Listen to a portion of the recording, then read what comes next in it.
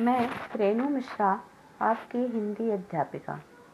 बच्चों, आज हम हिंदी विषय के अंतर्गत हिंदी व्याकरण में वाक्य के बारे में चर्चा करेंगे कि वाक्य क्या होता है, वाक्य के अंग कितने होते हैं और वाक्य के भेद कौन कौन से होते हैं। बच्चों, सबसे पहले हमें ये देखना है कि वाक्य बनते कैसे हैं। ध्वनि से वर्ण बनते हैं, वर्ण के मेल से शब्द और शब्दों के मेल से वाक्य बन जाते हैं। हम आपस में जो भी बातचीत करते हैं वो वाक्य में ही करते हैं। वाक्य सार्थक शब्दों के, सार्थक यानी कि सही शब्दों के व्यवस्थित और क्रमबद्ध समूह से बनते हैं जो किसी विचार को पूर्ण करते हैं। अगर इसको हम साधारण शब्दों में परिभाषित करें तो वाक्य की परिभाषा है अर्थ प्रकट करने वाले सार्थक शब्दों के व्यवस्थित समूह को वाक्य कहते हैं। यानी कि वो शब्द जिसका सही अर्थ प्रकट होता है और उनको जब हम व्यवस्थित रूप से प्रकट करते हैं तो वो वाक्य कहलाता है।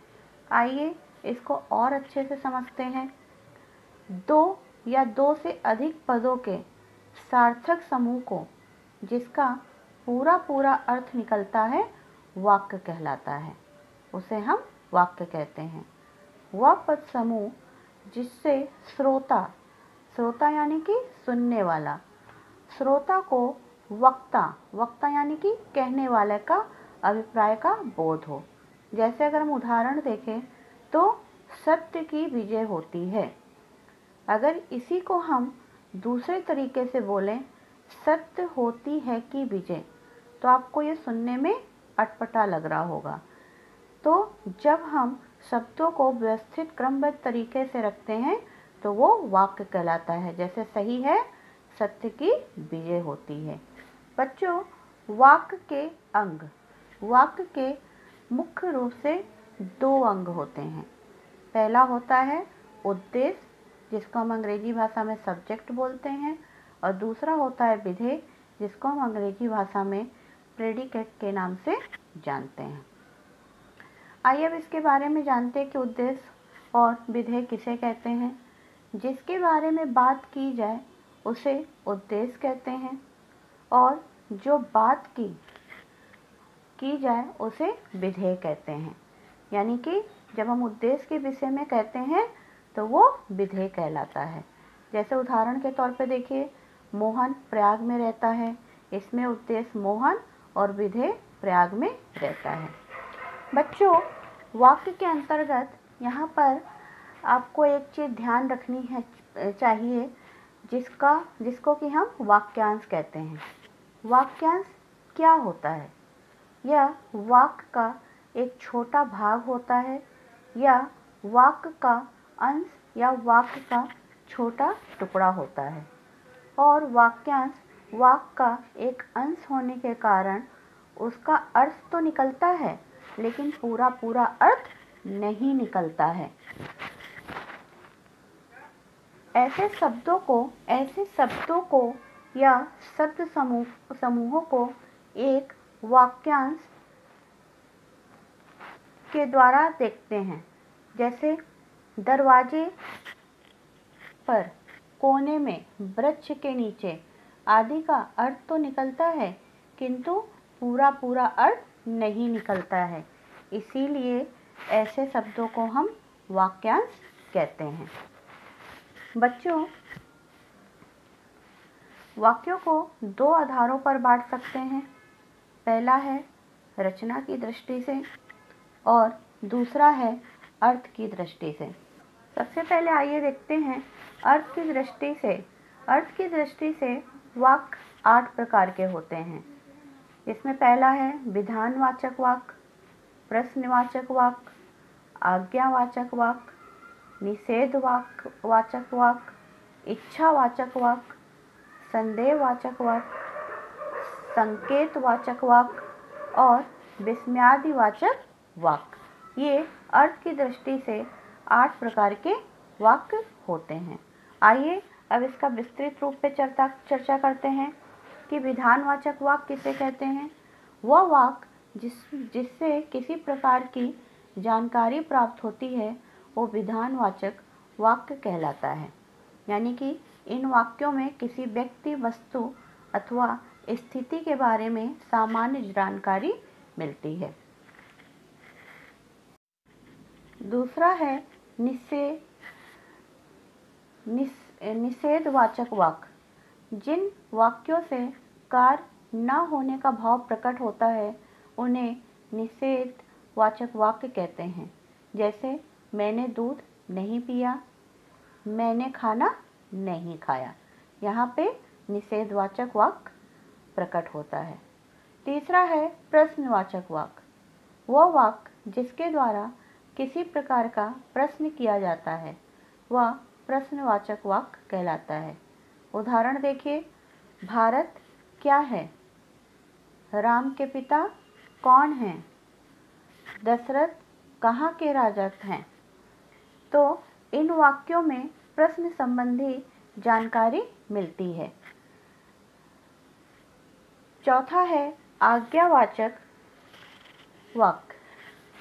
इन वाक्यों में किसी को कोई काम करने का आदेश या निर्देश दिया जाता है। इसको हम विधि सूचक वाक्य भी कहते हैं। जैसे बैठो, बैठिए, कृपया बैठ जाइए, शांत रहो इत्यादि।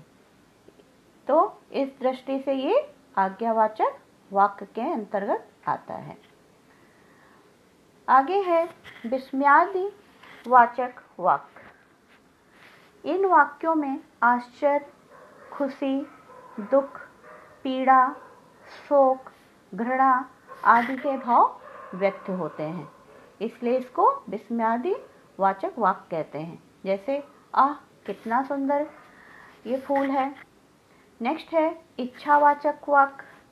इस प्रकार के वाक्यों में वक्ता की इच्छा, आशीर्वाद, शुभकामना आदि का पता चलता है, इसलिए उन्हें हम इच्छावाचक वाक्य कहते हैं।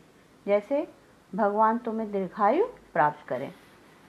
नेक्स्ट है संकेतवाचक वाक्य। जिन वाक्यों से किसी भी कार्य की सफलता या असफलता का संकेत मिलता है या जहाँ पर किसी प्रकार का संकेत का बोध होता है उसे संकेतवाचक वाक्य कहते हैं। जैसे यदि समय पर वर्षा हो जाती तो फसल अच्छी होती। नेक्स्ट है संदेहवाचक वाक्य। इस प्रकार के वाक्यों में किसी कार्य के होने के बारे में संदेह प्रकट होता है, इसीलिए उसको संदेहवाचक वाक्य कहा जाता है। जैसे शायद कल शिक्षिका नहीं आएगी इत्यादि। आइए बच्चों, अब रचना के आधार पर वाक्यों का भेद देखते हैं कि रचना के आधार पर वाक्य के भेद कितने प्रकार के होते हैं। रचना के आधार पर वाक्यों को 3 भागों में बांटा गया है: सरल वाक्य, संयुक्त वाक्य और मिश्र वाक्य। आइए अब इसकी परिभाषा देखते हैं कि सरल वाक्य किसे कहते हैं। सरल वाक्य को हम साधारण वाक्य के नाम से भी जानते हैं।